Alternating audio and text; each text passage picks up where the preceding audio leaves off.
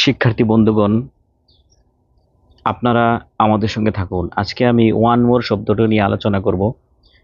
One অর্থ এক, মোর অর্থ আরেকবার, আরেকটা বা আরেকবার এরকম। তো ওয়ান মোর একসাথে মিলে হয় আরেকবার অথবা আরেকটা। কেউ যদি একটা গজল বলে বা একটা গান বলে, তো আপনি যদি তাকে ইংলিশে বলেন ওয়ান মোর, অর্থ হচ্ছে আরেকটা গাও বা আরেকটা করো, আরেকটা দেখাও, এরকম।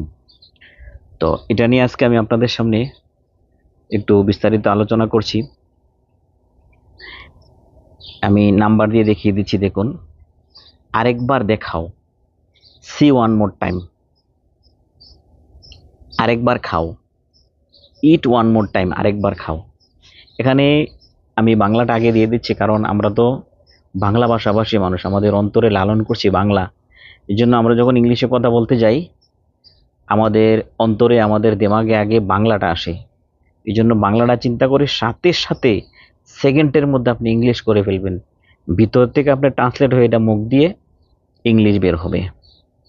3 নাম্বারটা দেখুন, আরেকবার দাও, গিভ ওয়ান মোর টাইম। 4 নাম্বারটা দেখুন, আরেকবার পড়ো, read one more time. Read one more, আরেকবার পড়ো, টাইম হচ্ছে বোঝানো হচ্ছে আর কি একসাথে করে। আরেকবার নাও, টেক ওয়ান মোর টাইম, আরেকবার নাও। আরেকবার লিখো, রাইট ওয়ান মোর টাইম, আরেকবার লিখো। 7 নম্বরে আরেকবার শিখো, লার্ন ওয়ান মোর টাইম, আরেকবার শিখো।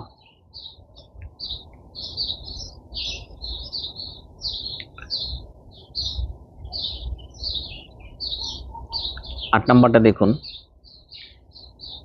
আরেকবার ভাবো, think one more time. Think অর্থ চিন্তা করা বা ভাবা। তো থিঙ্ক ওয়ান মোর টাইম, আরেকবার চিন্তা করে দেখো।